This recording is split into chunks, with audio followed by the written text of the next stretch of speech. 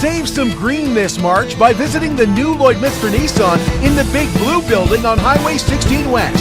Purchase a new car, truck, or SUV from the new Lloydminster Nissan this March and get lucky. Right now at the new Lloydminster Nissan, your first payment is on us, and you can win free payments for a year with your new or pre-owned purchase. May the luck of the Irish be with you all March and all year. The new Lloydminster Nissan. We won't sell you a car, we'll help you buy one. At Lloydminster and District Co-op, membership matters more. Because being part of a co-op means you're connected to something bigger than yourself. From long-held legacy by those who built our communities, to people you call family, friends, and neighbors. When you're a Lloyd Co-op member, you're an owner in a local business that prides itself on purpose alongside profit. You earn cash back, you help support causes that matter most, and you're building a better way of life for the next generation. Membership matters more.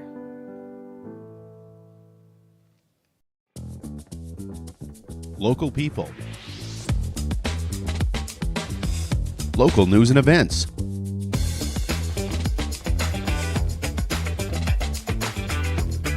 Local sports.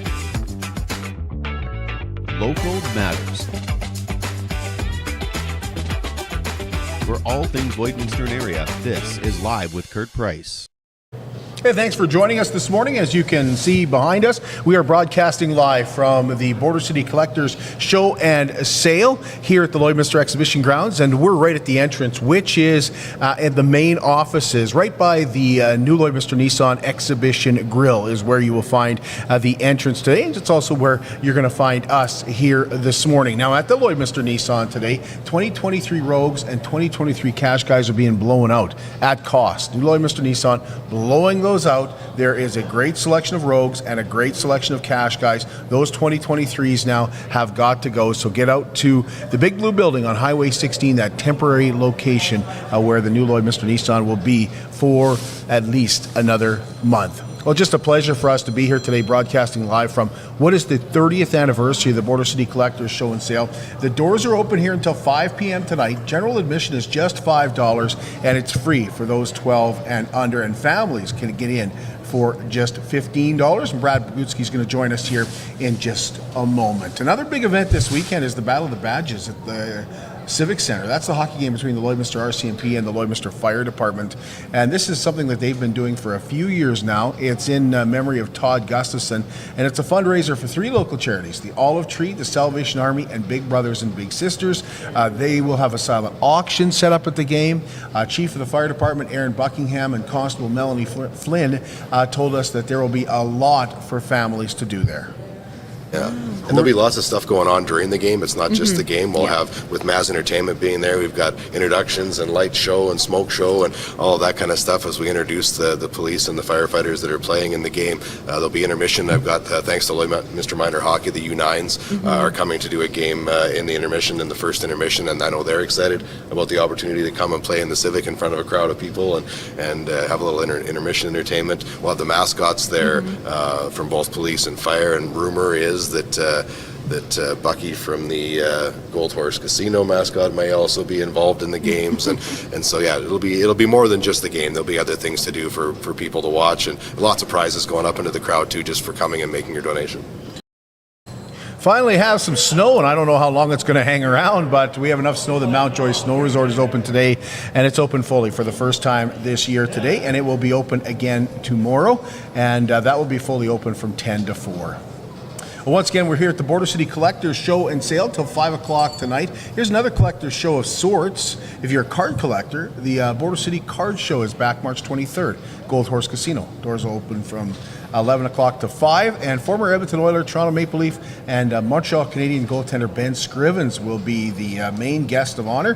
He's going to be signing autographs from 1 to 4. And admission is just $5 for adults and $2 for children and teenagers, with those under 5 getting in for free. Proceeds going to the Lloydminster Sexual Assault Services. I want to say best of luck to the Lloydminster Bandits, who are in Wainwright tonight, 8 p.m. for Game 5 in their NEAG BHL semifinal series. Game 6 is tomorrow night at the Civic Center. That starts at 7:30. congratulations to the Vermilion Tigers, who have a lot of people from Lloydminster that play on that team. In fact, the coach is from Lloydminster as well. They had an impressive sweep of the St. Paul Canadians in that semifinal, and they have now advanced to the Northeast Alberta Junior B Hockey League final. They await the winner of Wainwright and Lloydminster, and it was a little bit of a butt spanking by Wainwright on the Bandits here on Thursday night. And we have results now from the Lloydminster Sobeys and Mother Teresa Early Childhood Education Center's Sprinkle Kindness campaign. The school helped create donuts and picked 6 local charities to donate the dollars to from the sale of those donuts. And the campaign raised an incredible $10,800 for the Olive Tree, the library, Border Paws, the Rescue Squad, Kids Sport, and Big Brothers and Big Sisters. Our guest today is Brad Bogutsky, and we're excited to be here broadcasting live from the Border City Collectors Show and Sale till 5 o'clock today here at the Lloydminster Exhibition Grounds. Use the main entry. Just saw the mayor come in. Yeah, I think we should give him a hand for. Well, he's busy now for a minute, heading to the washroom, so we'll let him finish there. We don't want to startle him. Drove all the way from his house to here. Just to use the washroom. No, he'll be. There he is having toilet trouble. Some of the town water system.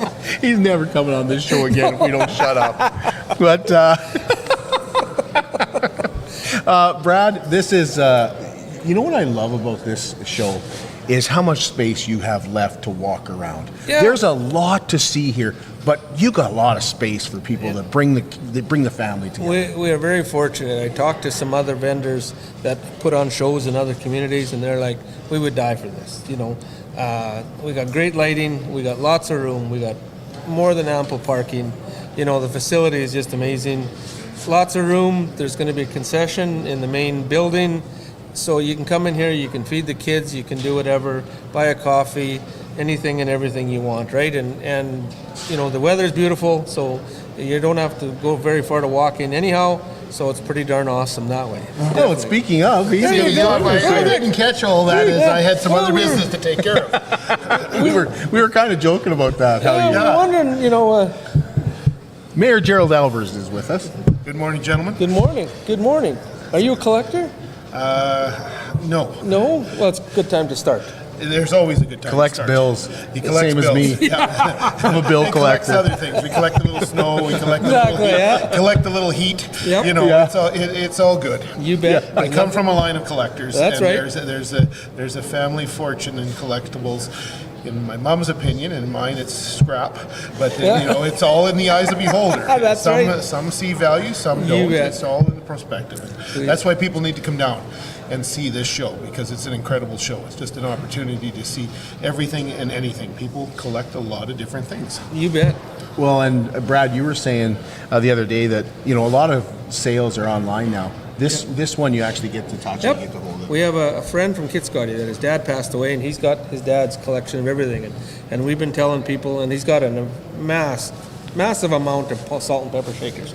So I've been telling everybody, go in there and tell him you want 3 peppers. You don't want the salt, just take the peppers. And he's like, what's with people wanting peppers? How can you split up the family? You can't do that. It's like splitting up the family. You bet. So we like having fun with our vendors and, doing stuff. And I was telling the young fella there at the diorama that one year we had a bunch of dioramas, so after they got home at night, we went and moved the cattle around, and we took one guy's bull and put it with the other herd, and we deposited cattle all over the room and stuff like that. And they got out last night, and I don't know what happened and stuff like that. So it's always good to have fun with your vendors. And did that vendor come back? Oh yeah, you bet. Yeah, he was a young guy, and he figured that was pretty funny and stuff like that. So we have, we're doing 30 years. We've got some vendors that have been here for all the whole testament of time. Like Mr. Whiting's been with us forever and ever, and Ed Heelman, the coin guy, Hoonchicks from Saskatoon.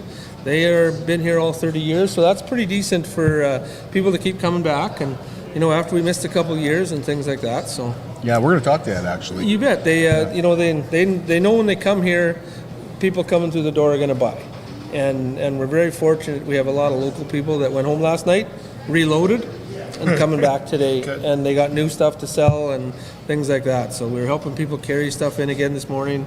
So that's a good problem to have.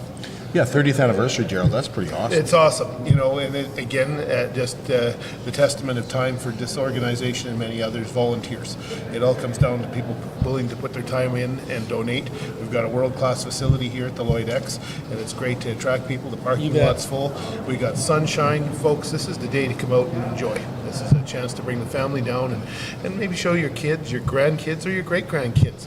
Because those toys, as I look back and watch a little TV now and then, those collectibles, I wish I'd have had when I was a kid, because there was a lot of great stuff. Now it's made out of plastic. In the past, it was made out of metal. There's real metal Tonka toys, things like that. So I think that's and even really the knowledge of stuff in these rooms from all these people. Like there's some gentlemen and ladies in there that their knowledge of everything is just amazing. They do it because they love it, and the one fella yesterday was going through as he unpacked stuff, and he probably didn't see a lot of it since his last show, and he's looking at it, and he goes, like, look at this, it was an old razor. This thing is, like, you don't get that quality anymore. You don't get, the stories it could tell. Oh, you bet, and exactly, that's just it, and a little bit of everything. Like, it is what it is, but it was all built, hand quality, and, it'll be around for another 100 years if you want it to be. Well, 30 years, and you mentioned learning. Full disclosure, we talked to Ed yesterday. We wouldn't want to take many customers this morning and stuff, but I saw some Lloydminster tokens. Mm-hmm. He's got some Lloydminster merchant tokens from back in the day. So those might date back, and I've seen those in other communities, date back prior to Saskatchewan and Alberta being created. People that do upholstery work find things in old chairs and couches and things like that, and you can actually see coins from your local community stamped Northwest Territories. I've seen them, and it's pretty impressive. You weren't mayor then? No, I was not mayor. No, I know. Like, I'd have done things differently. This whole border thing would have been resolved if I'd have been mayor. But I could try and make that claim about 100 years later. You'd have kicked those guys in the butt and moved them one way. Well, we would have had the center of Saskatchewan, Alberta, right here at Lloydminster. The way we went, we'd have solved a lot of problems. Yeah, exactly. I could joke about that. It might come back to haunt me someday, but it's all good. That's right. That's a good thing. We mentioned 30 years. Brad, you guys have kept the price really reasonable. You bet. Inflation's up, but you guys I think we started at 4, and then we made a huge jump to 5. And then we put the family rate in for 15. And and that kind of stemmed from when there used to be the family show in town here and stuff like that, and we were getting all these families coming in and with kids and stuff, and we just said let's do a family rate, $15, and it still works today. So it's awesome. People can go in and we get people coming back. And we used to do a Saturday Sunday show. They'd come back for 2 days and stuff like that, and it's awesome. It's cheap, it's affordable. You can have a snack, you can do whatever you want to do. So well, and I think it's important to let people know how much they can talk to the vendors. Oh, exactly. Because if you walk by and you see something, you might see something you want to buy, you might see something you have at home, you might be able to sell it. You bet, exactly. They're always looking to buy. They turn it into cash. Yeah, you bet. Cash is king, we know that, right? And that's a big one with guys like Ed and some people like that. They're, if you've got a coin collection, they're definitely interested in it. Toy collections, there's always guys after the show are going to somebody's place and going to check out their collection to find out, what it's worth, if they want to sell it, and that's how they keep it going. Like you just don't dig a lot of those old toys. You don't go to Walmart and pick them up and resell them. You got to find them. You got to hunt for them, and they got to be in good shape. And it's all about the chase, right? That's what they're collectors. They love doing that, And after the show, we'll get phone calls for 2 weeks after that people have stuff that what do you think this is worth now? Once they got the contact information, and the one lady here that was just it. She phoned me after last year's show, and her husband passed away, and he had a toy collection. What do I do with it? So I kind of give her options. Well, she's got a table here, and she sold a lot of it, but one guy come up and says, this is what I'll give you for everything that's left. Wow. So, that's all she wanted to do is make sure it goes into good hands and somebody else appreciate it, So that's how, and that goes on. Lots of times we don't even know that goes on. So. The other thing that you're going to find here is one-of-a-kind toys. People who make their own toys. Yep, you bet. And even to come and see what Gerald Wells does as a machinist and a farmer, to build a working motor that runs on fuel that can actually you know, he didn't have it last year because he blew the motor up, you know, so we were teasing him. What are you going to do farm work this year, Gerald? I'll get her back going, you know, and he got it going, and we put him by a door so he can run the exhaust out, but that's, you know, that should be in the Smithsonian or something. Like he built all the tools to work on the machine, you know. Like it's amazing. The man has more patience than you could ever imagine, and he could make political office maybe happen there. You bet, exactly. He could probably get Lloyd Minister moved one way or the other. Yeah, he likely could. You know, but just he's going to fire it up at 11 o'clock this morning. Yep, you bet. It'll be running. You can come and see it. It's working hydraulics on a small scale. It's just amazing. You know, and you know what? He spent basically $60 to put 6 tables in here, and you know, he just does it because he loves it. Just wants to put it on display. You bet, put it on display. Let people see it. Let people see it and appreciate it, and that's all it is. He's not making any money at it. He's just doing it out of the love of doing it. So, and there's a lot of collectors like that. There's so many collectors there's probably half a dozen come in and you know, all of a sudden they brought enough stuff. Do you have another tape? And being this facility, you can make room. We can make that work. We can jostle things around. Definitely we'll give you another table. We had a lady that phoned yesterday from Manville that's got a little antique store. I just heard about the show. Come on down. We got a place for you. Oh, wow. You know, and she brought her stuff. She's happier than all hell. Just tickled pink, right? And that happens all the time, in all honesty. Like you. But if you're in a facility where you're cramped to begin with, you don't have that ability, right? And we're very fortunate. I was saying, Gerald, how it's so easy to get around. You got any questions for Brad? Not really. I was just going to say, you know, what a great day to come down and see all sorts of things, like you say, Gerald Wells and what he's built, and just other collectibles. And It's a great day in the city.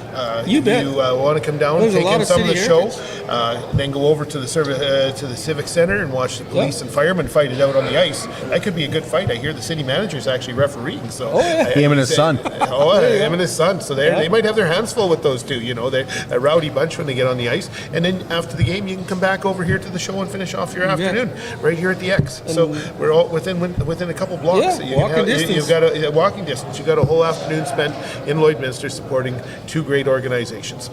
Well, and we've got a fella that does a unique gas and oil. Kurt's going to talk to him here shortly, and he's got some one-of-a-kind stuff that you'll never, ever find. He's out of Edmonton, but he's got a whole bunch of information about the Lloyd and gas oil, basically all over Alberta. And he's got a bunch of beautiful pictures, collectibles, things like that you can give away for service awards, you know, calendars, anything and everything. And he's out for the first time. He wanted to make it last year, but he couldn't. But it's an extremely unique piece of, you know, just artifacts and things, right, that he's documented and taken pictures of. And he's got a lot of pictures from all over the area that are really priced, you know, reasonably, and nice print, nice frames and things like that. And we're glad to have him finally. So I guess I got to go shopping, guys. Sorry, I hate to cut out on the show. On your office. I'm sure it would.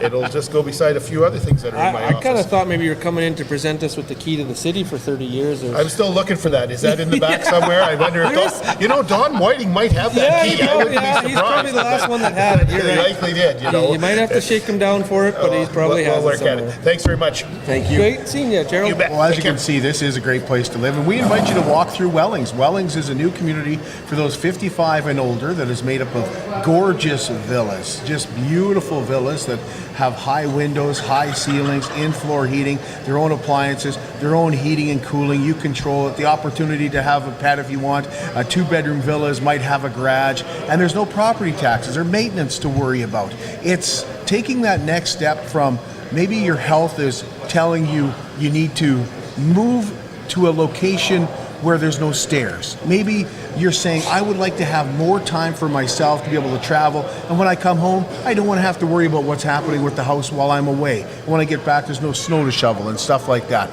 So the best thing that you can do is call Darlene at Wellings, and she will walk you through one of these beautiful villas and show you how easy leasing can be and how it can be stress-free if you are worried about your health as well. 780-872-8537. Thanks, Brad. We'll take a break, and we mentioned one of a kinds.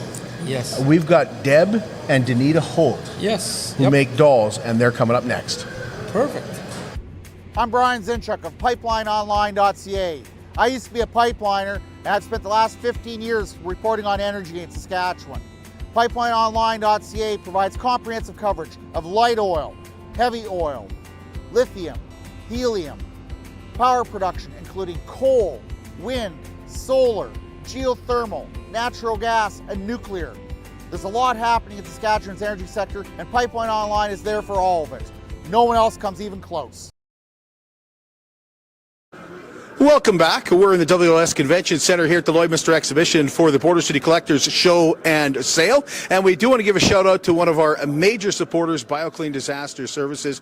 And when you have fire, flood, or disaster ravage your home or your business, it takes its toll on your property and your belongings, but it also takes a toll on your family. And that's where BioClean Disaster Services comes in. They look at getting your family dynamic back to where you were as quickly as possible, and so that you can get things humming right along and pick up right where you left off without too much of an interruption. They are local. They serve Wainwright, Cold Lake, Bonnyville, St. Paul, and of course, Lloydminster. 1-833-246-8326. That's BioClean Disaster Services here in Lloydminster. Now, our guests today, for our guests, we have Deb and Danita Holt here, who have been coming to this show for many, many years. How long have you been coming, Deb? I think it's close to 30. That's pretty impressive. It's 30 years this year, so if you've missed one, you can't remember missing it, right? Well, then maybe it's 25 because I might have missed the first 4 or 5. I'm not sure, but I know I've been here for many years. And Danita, you're not 30 years old, are you? I am. So have you been coming every year then? Pretty much, yeah. Okay. Every year. Well, Whether it's help out or just with my own table. right. So this year you've got both. You're helping out and you've got your own table, right? yes. Well, Danita, let's start with you. Tell us about your product. Tell us what you've brought to the Collector Show and Sale. I bring my porcelain dolls and a few supplies for with them. I do make all of the porcelain dolls myself from hand at my studio south of Lloydminster, and have been doing so for many years, teaching classes and things. But I've also got a few other collectible type things now as I started doing the little beaded animals and things like that. But mostly I bring the smaller dolls and things that I've done right from start to finish. I start with pouring in molds, and then I paint and fire them in the kiln and assemble them and dress them. How did you get started? What got you started in this? Actually, a wonderful lady from Islay named Arlie Stone was doing porcelain doll classes, and my older daughter was interested in collecting dolls and said, "Mom, can we go?" And I was hooked. And she hooked you too? Yes, I started when I was about 7 doing dolls. Okay. Now, you are also telling me that the smaller ones are really popular now. Why is that? That's because most of my loyal collectors are getting a little older and a little more tight for space. So they still love the dolls and they still want to collect the dolls, and they can fit those into a cabinet in and around their collection and still grow their collection. How long does it take you to make one? It depends on the doll. If you're doing one with, say, painted eyes, or if I'm doing an antique reproduction one, it can be upwards of 30 hours from start to finish by the time you add up all of the different steps. Okay, so what do you charge for one of those dolls that takes you 30 hours to make? Not enough. It's a labor of love. I love doing it, and I'm not ready to stop anytime soon. And you know how it is, like anything. I got to sell some so I can make some more. And you were telling me about the eyes are different on you. Now, is that true on yours as well? I have. She has some that has painted eyes in them. Oh, okay. But not Okay. all. Zoom in on that, Paul. You'll see what she means. Tell us about that.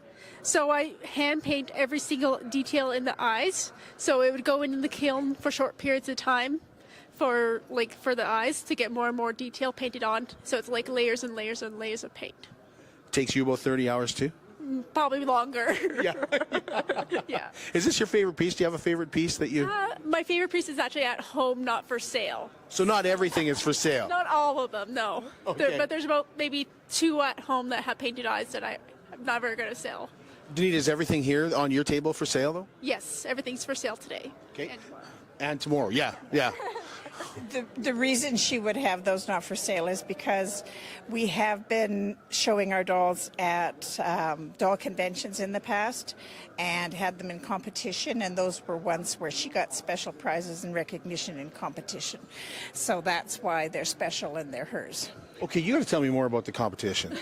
Do you enter competition as well? Yes. And Yes. you must have won. Like, look at these dolls; they're gorgeous.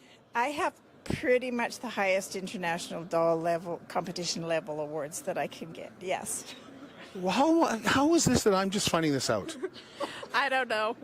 Well, where do you go? Where have you been for competitions? Show in Edmonton Okay. that we did. Yeah. Edmonton and a group that I was involved with, the Alberta Doll Makers, also put a couple of conventions on at Pigeon Lake. We haven't had any in Canada for quite a few years now. The first competition I went to was actually in New York City. Oh, really? Yeah. When was that? Oh, heavens. Maybe 20 years ago. Okay. I'm thinking Yeah. it was about 2005. 2005. Okay. Yeah. Okay, I feel like people are going to be watching this and be like, "What are you living under a rock, Kurt? How did you not know about Deb and her daughter?" Yeah. Well, I guess it's those who are, love dolls. As soon as they see them, they will talk to us and they know about it, right? Okay. It's everybody has different interests. it's a hidden talent, I guess. Yeah, absolutely. Well, we appreciate you taking some time to talk to us about your dolls, and best of luck at the sale. Thank you. We hope it's a good weekend for everyone. Yes. Thank you. You're welcome. We'll be right back. It's more than just taxes at L&A CPA. Assurance, accounting, retirement planning, estate planning, business consulting, financial consulting, farm program support, and bookkeeping. But yes, there is always taxes. The team at L&A CPA is committed to helping you achieve your best results and will be there to assist you every step of the way. L&A CPA, with offices in Provost, Vermilion, and Lloydminster. Welcome back. We're at the WS Convention Center here at the Lloydminster Exhibition Grounds for the Border City Collectors Show and Sale. And actually, we're in the hall that leads into the WS Convention Center because it is a jam-packed show with over 260 tables here. And these two guys that are standing next to me now are some people that I'm very familiar with because Kevin's my cousin, actually, and I don't admit that freely all the time. I wouldn't admit it either. And this is his son, Colby. So Colby's my second cousin, and Kevin here is my first cousin. So I've seen them at this show for many years. How many years you been doing the show, Kevin? Well, I've been doing it for about 5 or 6 years, and my son's been doing it for about 3 years now. Tell us what you got, Colby. Tell us what you guys got on display here. Well, what we got is a nice collection of not die-cast, but plastic models that we paint and build all together. To the left, you will have a soon-to-be diorama of Battle of the Ardennes Forest, also known as Battle of the Bulge from World War II. Yep. Over to the right, you will have the 4 battleships out of a small collection I have. You have the famous battleship the Bismarck from the Johnny Horton song. Yeah, I know that song. You have the Tirpitz, which is the unknown sister ship to the Bismarck. You have the famous Hood over there facing Bismarck coming down. Yep. Then you have the world's biggest battleship, the Armado. Okay, what got you into... okay, I think I know what got you into it. So, Kev, you got him into it, right? Yeah, he followed my footsteps. I started building model semis when I was, say, about 12 years old. And I took some time off, got back into it when I was late teens, and I've been building my collection ever since. I've got about another dozen or so trucks to build at home and about another 7 or 8 tanks for my diorama. What got you into the diorama? And I know, like, you've always been really into semis and stuff, but what got you into the diorama? I just wanted to take a break from the trucks, try something different, something new and exciting, and I jumped into the fire feet first. What jumped in head first into the deep end. Instead of going small, just a few tanks, he wanted to do the whole Battle of the Bulge. It's like, you're going to go that big that fast? Why is that? Why did you do that? What is it about the Battle of the Bulge? I like the history of World War II, and the Battle of the Bulge is the second largest battle for the Americans or the Allies. Yeah. It was their one of their biggest battles and where they lost a lot of men. And it's... You know, a lot of people know the Germans almost broke through there. Yeah, they did. Yeah. They did break through a few spots. Yeah. And they had the Americans in a pincer group or a pincer, but they fought back. And Patton came up with his tanks and fought back, and they got the line back. And so that's kind of where I went with mine. I like the tank battles, the tank battle aspects of it, and just the history of not only Battle of the Bulge, but the whole history of World War II. So you were telling me that you like to do these to get away from the wife? Yeah, actually, I do. It's my job to get him in trouble, since he's my cousin. Yeah, no, I'll go downstairs and spend an entire day in my hobby room and just put her on a truck or a tank or just sit there and watch movies. Okay, so you're into the tanks. Yes. And you're into the ships. Yes. Okay, what got you into the ships? I've always been a fish out of water, and it's always something about the beauty of the ships that always intrigued me, starting from the classic sail ships, pirate ships, but then moving on to the battleships. There's just something about the shape and the amount of terror they could just bring to any enemy when they see it. It's just that kind of different intrigue. You got one you're doing now? I am actually working on the RMS Titanic. Ooh, that'll be... Well, there's a ship everybody knows about. So how long does it take you to do one of these? Depending on the ship, it takes about a month to 2 months. So, for example... You have no wife to... What do you do it for? You have no wife to avoid. I keep that... I just do it just for fun. Because he got me into it, and then it's just... I'm hooked. Don't want to stop, and want to keep going with trucks, ships. Good for you, Colby. How about semis? How long does it take to do a semi? It depends on what kind of detail you want to put into it. On average, about a week and a half. Okay. That's non-stop. Okay. Anything else? Anything I'm forgetting to ask? Are these for sale, or are these just on display? If the person wants to pay the price, I will sell. Okay. But other than that, they're just for display. How about you, Colby? Display or for sale? Display. Yeah. Because the ships cost about $150, and that's just the kit. So add paint and then time, that's $300 to $400 just for one of these. Yamato, being the most expensive, will be about $600. Right. It takes. Yeah. I can see why they're. Yeah. Be tough to sell them. That's for sure. If you also take a closer look, you could just see all the minor, small details. Place all the mini guns. On the hood, I actually had to put down small stairs for the upper decks. That's awesome. You guys do a wonderful job. You got talent that I didn't know you had. Believe me, I didn't know you guys had any talent. I would like to do one thing though before we wrap this up. Can you take your hat off for a minute? I just want to show Colby what he's got to look forward to. Kevin and Colby Ryall. We'll take a break and be right back. At Jason Arden Associates Cooperators, we're proud to be a top-rated local insurance company that offers flexible solutions and expert advice for all your insurance and investment needs. We'll work with you to tailor your insurance specific to your needs, and we offer investment advice that always puts you first. At Cooperators, one of our core values is to give back to the communities that we live in. Thanks to the support of our clients in Lloydminster and area, in 2023, Jason Arden Associates has donated $40,000 to local nonprofits, charities, students, athletes, and other special events. How does your insurance company support our community? Welcome back. We're in the Bexon Construction Room here, Prairie Room here at the Lloydminster Exhibition for the Border City Collectors Show and Sale for 2024. And this is Ed Heilman. Heilman, yeah. Great to see Ed. Thanks for talking to us. No problem. Ed, you're a coin collector. Not really. Okay, what do you collect, Ed? Well, my main specific target is merchant tokens.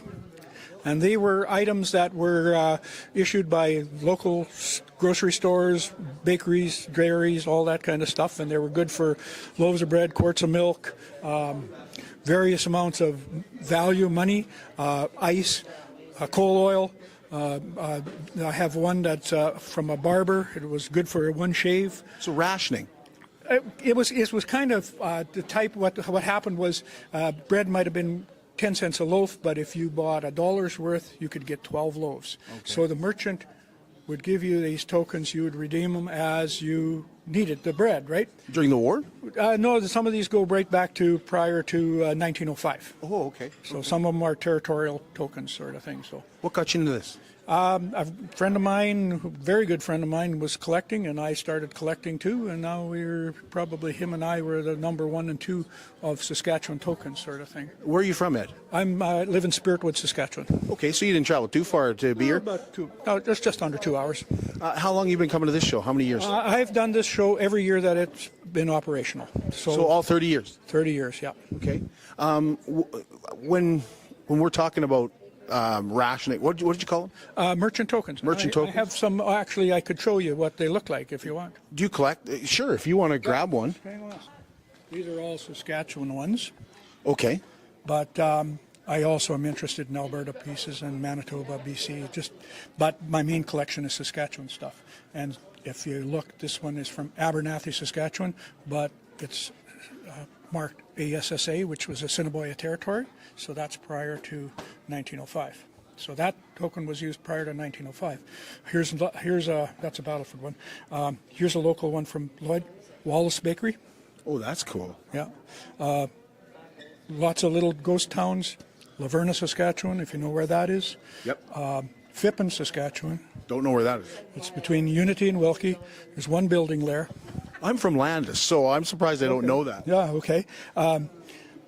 There's another one from Indian Head, which is Assiniboia Territory as well. But anyway, the tokens were from various amounts of... another one from, there's Phippen. Another one is Gilmore Ice Company from Prince Albert, Saskatchewan. It was good for 25 pounds of ice. There's one here from Mental Hospital out of Battleford, and it was a bakery token, so they actually sold bakery products out of the mental hospital there. Do you collect these? Do you sell them? No, these are my own collection. Okay, yeah. But you put them on display here? Yeah, I bring them just so people can see and try to find some more, right? Right. Is there any that you don't have that you're looking for? Well, there's tons of them out there. Really? I think we've documented, and I'm now in the process of being the curator of documentation. There's probably 3,000-4,000 of listed tokens. Like some are in denominational, so there might be $1, 50-cent piece to a quarter, that type of thing. But I think there's like close to 3,000 to 4,000 tokens altogether. Okay, and you do have coins here. You do have a lot of coins here. Yes. Those are for sale. Those are all for sale. Yeah. Where do you collect your coins? How do you collect? I buy and sell all the time. I mean, there's always somebody that's liquidating, and sometimes the collection is not very much, but other times it can be fairly substantial sort of thing. Specifically Canada? I have a little bit of everything. I have U.S., I have some world coins too, from different countries. So you got some medals here too. Medals, yeah, war medals, First World War, Second World War, Korean campaign. Yeah. So how many days of the year are you on the road traveling around, Ed? You know, I do about half a dozen shows a year. That's it. That's it, hey? That's it, yeah. Okay. I just basically do shows, sell a little bit online, but not to a big extent sort of thing. Okay. So if we're looking for a change today, Ed, and we're going through our change, we get it. Not all of us use cash anymore, I can say that. But when I get some change, what should I be looking for?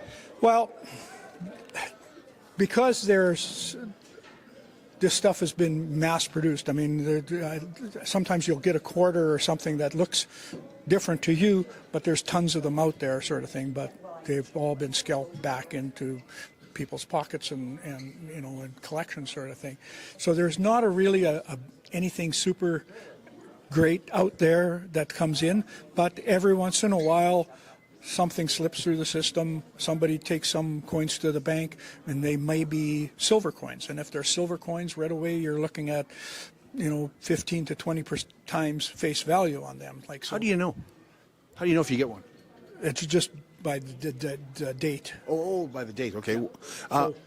Anything prior to 1967, nickels, dimes, or not nickels, dimes, quarters, half dollars, dollars are silver. Okay. Anything prior 1967? Yeah. Anything newer, is made out of nickel or base metals. Prior to the centennial, okay. Yeah. So, like when I was a kid and they took away dollars and they took away $2, replaced with loonies and $2, if you got dollar bills, $2 bills, are those worth anything? They can be.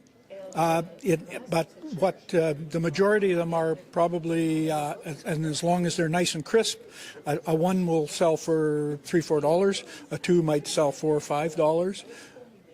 But there's so many of them out there that myself, I'm not really looking for them anymore. Okay.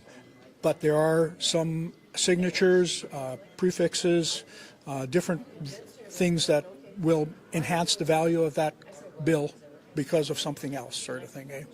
So the Queen passed away in 2023, and now 2024 we have Prince Charles. Right. Is there anything with the Queen on it from 2023 that would be of significance, or anything 2024, like kind of a first print of Prince Charles it would be? Well, I guess everybody's looking for them. I've had several people ask me if I've got any, and I said I have not found any in circulation. If you were early enough, you could have ordered rolls from the Mint, but those are specialty rolls, and they charge quite a bit of premium over the face value for those, and I kind of hate to break them up to sell off one or two coins, sort of thing, eh? So, and I never bothered with them at all. So if you get one, hold on to it? If I get any, I'm going to at least hang on to them for a while. Yeah, I kind of don't know if they'll ever be anything. It's just because it's new, people are looking for it, right? Oh, okay. So value might be like personal value, kind of. That's right. But not anything monetary. Next year, if they're floating around thick, then guess what? If you bought them at a premium earlier, yeah, you're never going to recoup that money, sort of thing. So. Oh, okay. Okay. Is there anything that you're looking for in particular to purchase? Anybody watching should say, well, maybe I should go down and see it. Well, I'm interested in most things, because you never know what people have, right?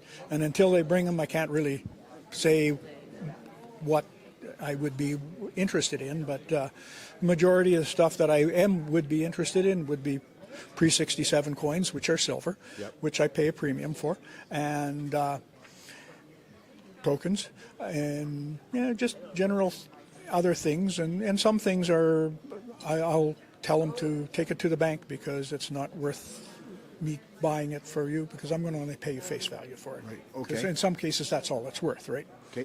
What about foreign money? What's common for around here for foreign money?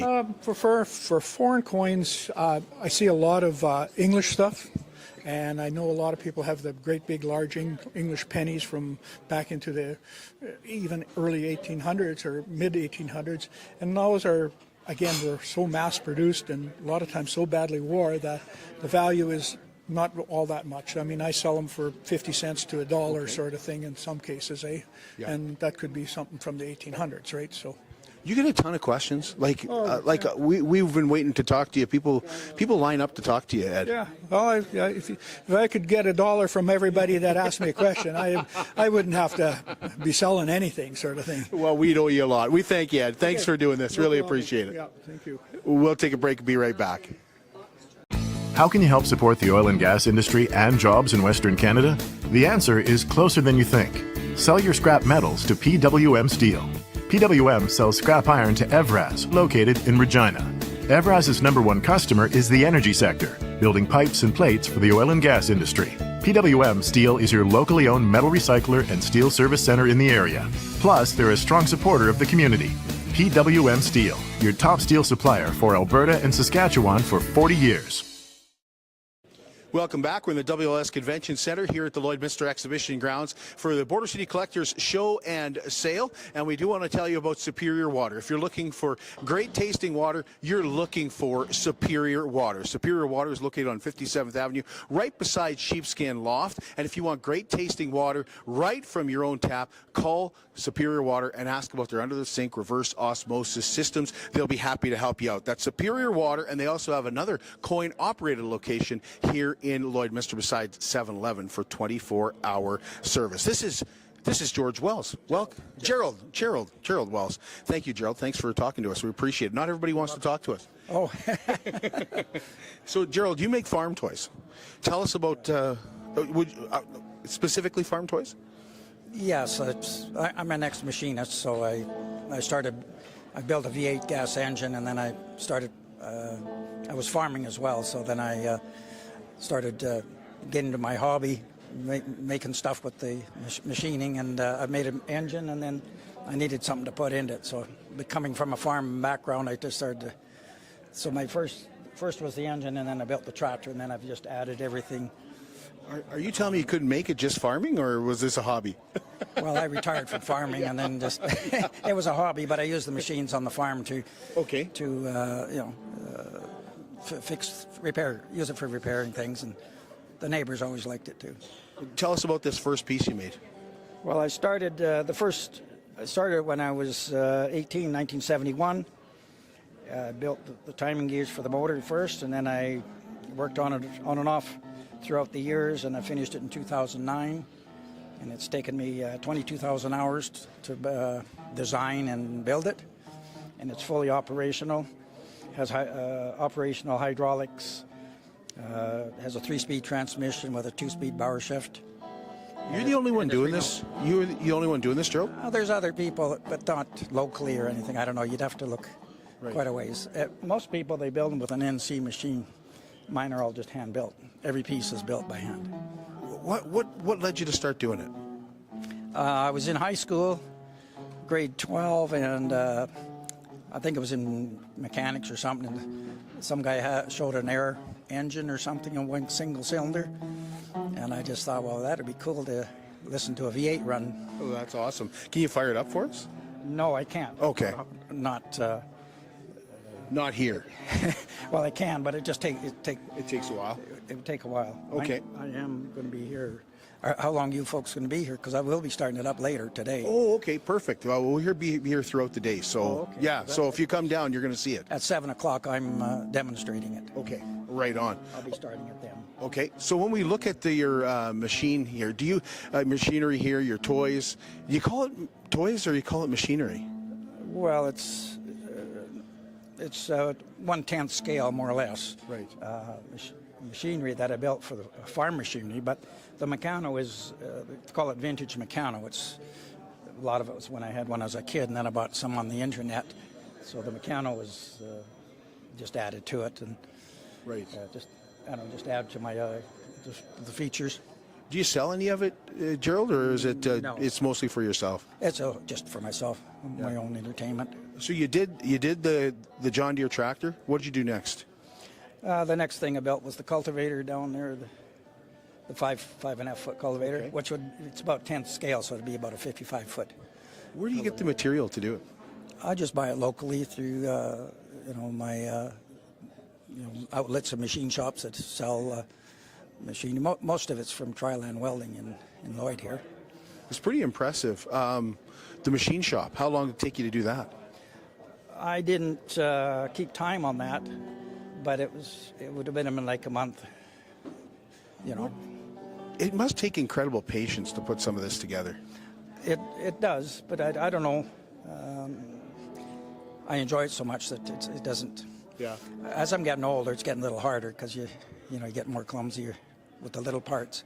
Right. But the Quonset there it's all wired for all the plugins and everything. Where do you put it on display? I've been to Camrose and I've been to Red Deer and just in Lloyd here. Usually I've had a hard time keeping the tractor running, the motor, so I don't want to take it anywhere when the motor's not running. Right. Okay. But I'm hoping to go to a few more places because every time I take the motor apart and get it running again, it runs better. So. Right. Are you going to start it up on Saturday here?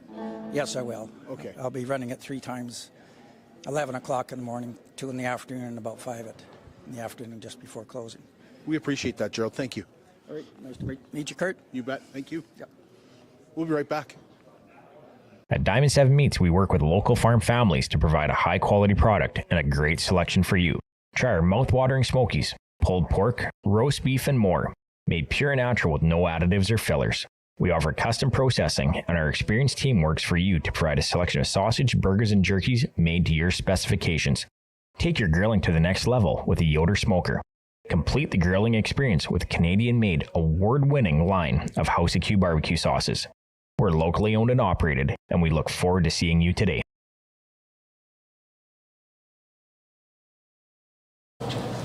Welcome back. We're at the Border City Collectors Show and Sale. The 30th annual is on until 5 o'clock today here at the Lloydminster Exhibition with plenty of parking. There's mini donuts. There's lots of fellowship going on down here as well. And it's just $5 to get in, or $15 for families, and kids 12 and under get in for free. And we've been showcasing some of the great vendors that are here. And we have another one for you. Randall Kabatoff is joining us here. And Randall has some very unique pieces, and he's been a very busy guy here, so we've been trying to catch up with him for the last few minutes and make sure that we get him on the show today. So Randall, thank you for your time.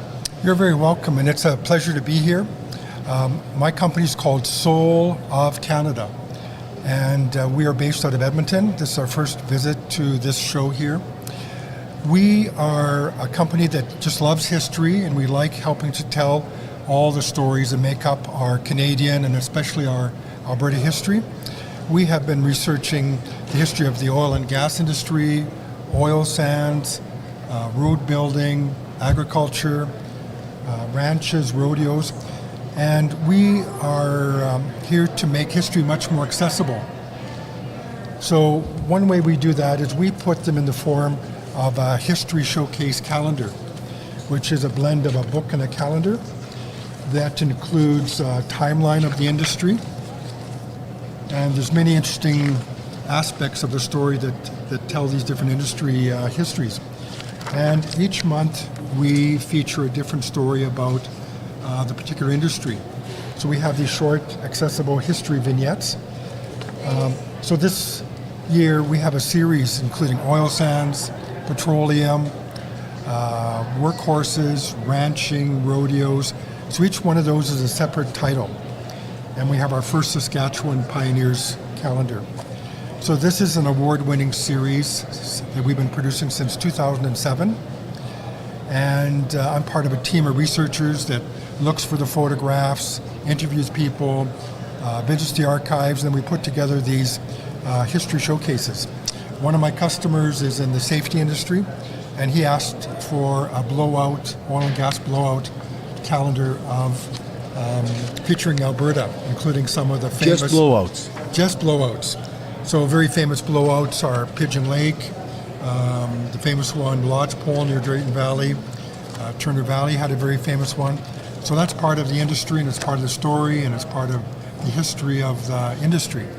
You were saying you're putting together one for Lloydminster directly. That's right. So over the years, we have already created some stories and put them in a petroleum calendar. This year, we are going to do an entire calendar around the Lloyd region, you know, from Viking to Wainwright, and we're going to cover more of the earlier stories of the first discoveries.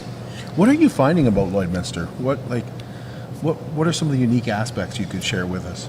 Well, what's unique about Lloyd is the heavier oil that's here, which has created more technological challenges to get it out of the ground. So compared to Turner Valley, which is much more gaseous and easier to clean material. up. Yeah, Leduc is a higher grade of oil. This has been more of a challenging area for sure. But you know, there's always persistence. There's always people that are trying to find a way, get the job done, do it as environmentally friendly as possible. And there's always room for improvement in every industry, correct? Yep. So it's an evolving story. So this is a very affirmative, honoring approach to the people that are doing the best they can with the technology and the resources at hand. And so it's not just focused on, you know, the big companies. It's focused on the individual families and entrepreneurs. So, and that's why we call it Soul of Canada, because everybody's part of the Soul of Canada. The industries aren't about only the big companies. They're about the families, the oil patch wives, for example. So we tell those stories as well. This is a book that we also produced. This is the story about Dan Claypool, who was a farm boy that came from Saskatchewan in about 1948 to the Leduc region. And so we also do family histories. This is a man that, with not very much education, but a lot of smarts and people skills, rose to be a very high manager with Texaco. And he did such a good job on the prairies that he was hired to be an offshore manager in the North Sea, even though he had no maritime experience, even though he had no platform experience. It goes to show you that, you could come from any background, and if you have the right combination of technical skills and people skills, you could rise to very high leadership positions. This is another family book we just recently finished. It was a multi-year project, and we love telling the stories of people in industry because it's both their family story, but we also provide the historical context. There's been a tremendous change in technology in just 100 years. And, we're all so much focused on today, but when we look back at the last 50 years, 100 years, it's incredible in our lifetimes or in our parents' lifetimes how much has occurred. Absolutely. In such a short amount of time, like you say. Yeah. It is incredible. So if somebody comes down and they're curious about their own family and stuff like that, like starting oil wells here, and how, because I know a lot of the technology that is used in getting that heavy oil out of the ground. There's a lot of guys here. I can think of a couple guys who have built drill bits that have made it easier and things like that. That's the kind of thing that we can overlook easily, can't we? That's right. I think people are pretty modest, and normally people are not writing their story or doing a journal. I had a woman who came up yesterday, and she had a look at our work, and she had tears in her eyes. She said, my husband was part of this history, and he's passed on, and he had so many stories to tell and some photographs. So, when a person passes on, it's like a library burning down. And it's not often that a person records some of their family or career history. And so we're helping families when we can, and helping industry tell some of those stories that are honoring stories of appreciation and acknowledgement, because every one of us makes a contribution.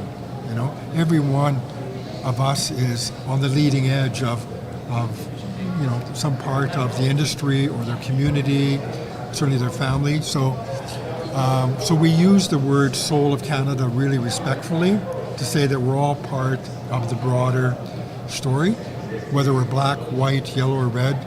We're all part of this country and how it's evolving, and every industry, has a contribution. So that's what we're about. What's your favorite part of Soul of Canada? Getting out and doing shows like this, or doing the research? We go right from dream to design to development to delivery and distribution. We like one elder said to me, don't tell me, show me. So we like to go right from the beginning of a good idea to developing it, and then getting it into a published form or a display of curated artwork. So it's a whole cycle. If I talk to you and say, would you like to do something about your family? It begins with your wheels turning, and then we provide some support to you about how to collect photographs and tell your story. But we know how to take it right into the editing stage, design phase, get it ready for the printing, print it, and publish it. So there's a whole process from A to Z to do it. And we're really good at coming up with ideas. Even ourselves, we're looking for improved ways to distribute and to make it more available to more eyes. I'm proud to say that we, without asking for it, our very first calendar, which was a petroleum calendar in 2007, we won a national award from the Calgary-based Petroleum History Society, because they love the unique combination of a calendar and making the history accessible.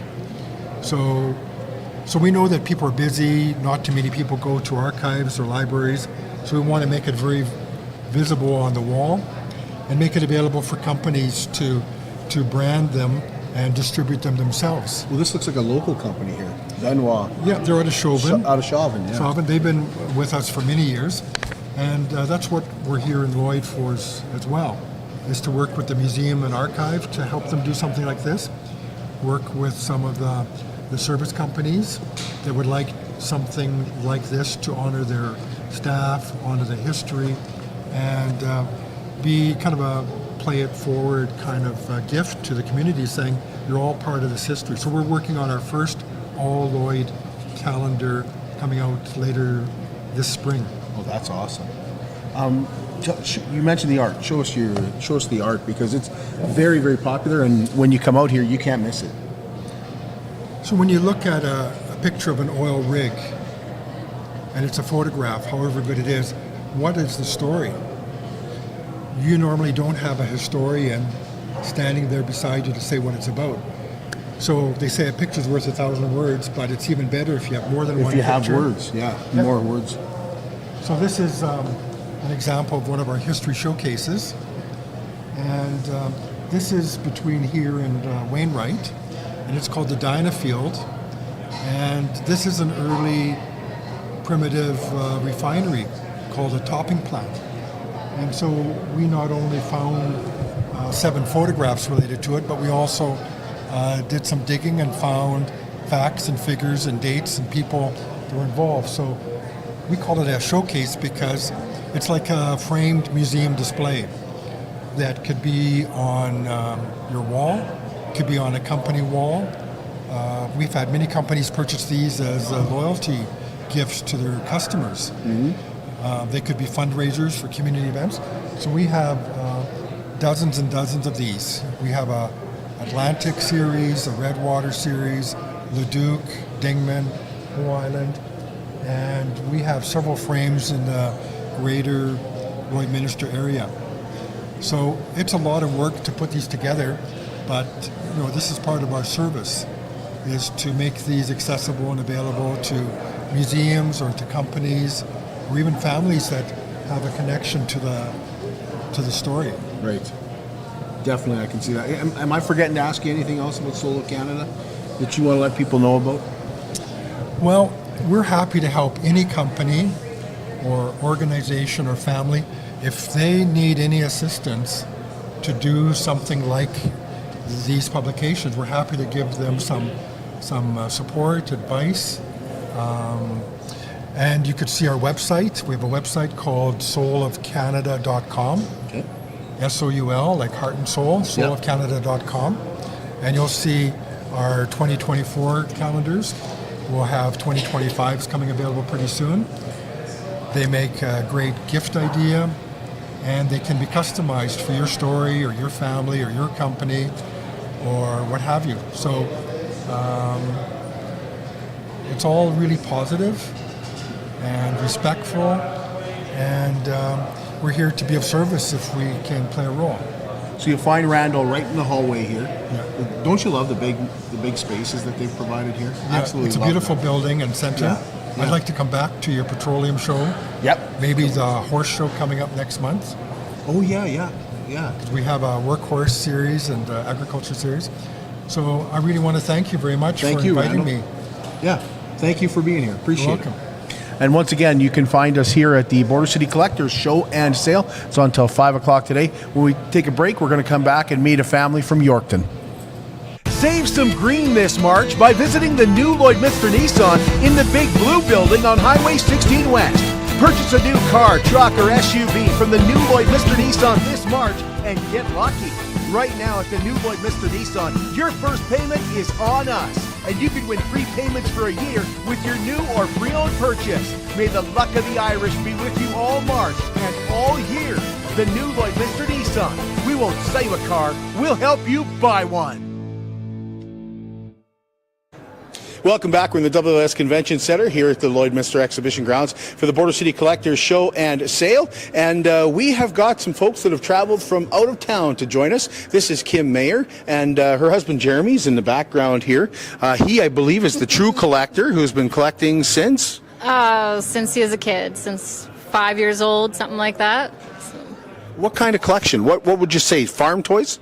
It's all farm toys. You know, it starts with everyone else. Grandpa had this tractor, or Grandpa gave me this toy, and it just grows from there. So what we're seeing here, is this all on display or is there anything for sale? All of this is for sale. So we do many shows around Saskatchewan, and we've gone to the States for quite a few shows. He started the collection, and I encourage him in the collection, and I started buying my own things, pedal tractors and small memorabilia, and this is all excess. So, Jeremy, you don't know how lucky you are to have a wife that actually encourages you to expand your... Yeah, he does. I like that. Where are you folks from? we're east of Yorkton. Okay, so you've traveled a ways to be here. How many years have you come to this show? We've been coming here for probably over 10 years. Yeah, we know the owner's son and our son are the same age, and they've sort of grown up together a little bit. So, yeah, it's been a long time. It's kind of become a family thing, traveling around. How many days of the year are you guys on the road doing this? Every month, I think there's a toy show in the winter. So some months, like this weekend right now, there's 3 in the same weekend. So actually our boys are at the other show down south, and we'll probably join them there on Sunday. Okay. So, yeah. So is there a particular piece that you like that's here? I haven't looked around too much yet. Well, I meant on your table. Like, on our table? Yeah. That's a tough one. I do like the combines on the top. Rule, and then what's the other one? King. Yeah, see, I knew it, but I hesitated. Yeah. I like those. John Deere, Massey. I like all the little memorabilia, but Versatile is a pretty popular one. We used to come with just loads of Versatiles, and just switch it up, keep those at home, bring something else. So. Is all this like duplicates that you sell, or because I asked Jeremy if it was downsized, he said no, yeah, it's not downsized. It's just we've got too many, kind of. Some of it's duplicates. Some we've just had for a long time. We sort of have one toy on the table that's kind of a running joke for ourselves, because he's had it on the table since he was a kid and nobody's ever bought it, but it just has to be on the table. So we put a crazy price on it and just laugh about it. So it's fun. How big would your collection be at home? 2,000 toys. Yes, and many pedals and big tractors outside and lots. You take pride in displaying them? Are you able to display that many toys? Yeah, we have a few around, the main parts of the house, and then we've got a room, and yeah, they're everywhere. So, yeah. Well, thanks for chatting with us. We really appreciate you giving some time to us, and best of luck in the sale. Maybe you'll sell that toy after the sale. Yeah, well, if you see the price tag, maybe not. So, okay. Thanks. Thanks, Kim. Thanks, Jeremy. We'll be right back. At Lloydminster and District Co-op, membership matters more. Because being part of a co-op means you're connected to something bigger than yourself. From long-held legacy by those who built our communities, to people you call family, friends, and neighbors. When you're a Lloyd Co-op member, you're an owner in a local business that prides itself on purpose alongside profit. You earn cash back, you help support causes that matter most, and you're building a better way of life for the next generation. Membership matters more.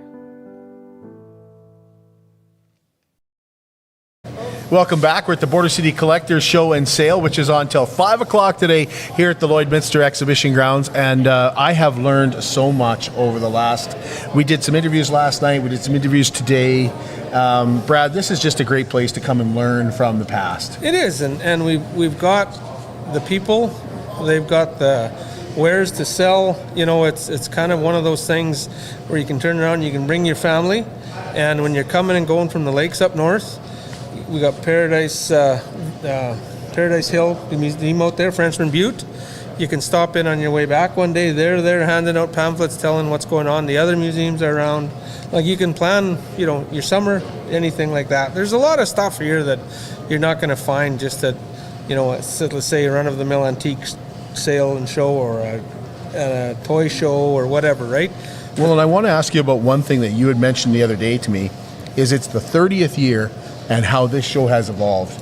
And there's stuff that you never would have thought of 30 years ago being antiques or being important or Exactly. even being included in the show. You bet. Like it's evolved to the point where anything collectible is happening. You know, we always used to have some people out with sports cards and, you know, that kind of stuff, hockey cards, whatever. Now we've entered the world of gaming as a collectible thing. There is people that, you know, are just doing whatever they figured they'd like to collect that from their childhood or whatever, and it can be anything from McDonald's stuff. You know, one time all their figurines were collectible to, you never ever know, right? And I mean, everybody gets kind of their interest sparked on the internet when they see crazy prices on stuff, and I've talked to some of the vendors on a few different things and kind of asking them, you know, and they all still like to do it one-on-one like you and I are doing right here. They'd rather sell it to you, see your face when you got it, exchange the cash, and, you know, and they know it's there. They're not worried about it getting shipped, and that's what it's all about, right? And I mean, you get to meet a bunch of people, you get to talk to them, like your interview with Mr. Heelman there, Ed, you know, the knowledge that he has. Yep. You know, and people come in all the time with a bag of coins and saying, you know, in the back of their mind they might think, oh, I'm going to get rich. In reality, he's saying, you know, they're nice and they are worth something, but, you know, you got to be realistic in some ends of it, right? And some days guys are real happy. Do you have any of the Prince Charles in your change yet? Have you seen any of the Prince Charles? No, I have not. No, we've got Heather has got a few. Yeah. So when I told her, like Ed has said, you know, like he hasn't even seen any yet. That was like, wow, that's pretty cool that she's got some. So. And speaking of coins, like our local post office in Kitscoty, I think for Canada Post, they were one of the highest per capita coins. When all those coins would come through the Canada Post, they would sell like a large amount of coins through local collectors there. Oh, I didn't know that. Yeah, you bet. They could get the coin sets and all that kind of stuff. And I didn't realize that. Like they were on, they kind of rank it on whether what you get to sell, and they were right up there where they got offer of everything to sell. So. Well, this has been awesome. Thanks for having us, Brad. Great to have you guys. There's mini donuts here. There's popcorn. There's another concession. Dogs. There's everything. 2 concessions set up here to walk through. There's basically 3 rooms to go through. You know, popcorn. You can smell it. It's only $5 to get in. You bet. And like I said, there's lots of parking. People are saying, you know, the lot is full, but there's still parking spots. Yeah. And lots of room to bring your kids, strollers, you know, whatever you want to bring, wheelchairs. Yes, easy to get around. Easy to get around. And I mean, if you have a mobility problem and you want to get in through another door, let us know. We can make that happen. You know, it's that easy. And we just want people to come out and spend the day or spend 2 hours or whatever it is. And we appreciate you guys very much coming out here. It's awesome. And hopefully we get weather like this on our 31st year. But, well, who knows? You never know. Appreciate it, Brad. Yep, thank you very much. We'll be back with you on Tuesday night. We'll be broadcasting live from the Canadian Brewhouse as we talk Bobcats hockey. We're going to also talk lacrosse, and we're going to talk rugby. There's a lot as spring starts to come into the picture here. A lot of sports are starting up, and we're going to talk to a lot of the movers and shakers and find out, hopefully by Tuesday, we'll know who the Bobcats are playing in the first round as well. That's coming your way Tuesday, 5 o'clock from the Canadian Brewhouse.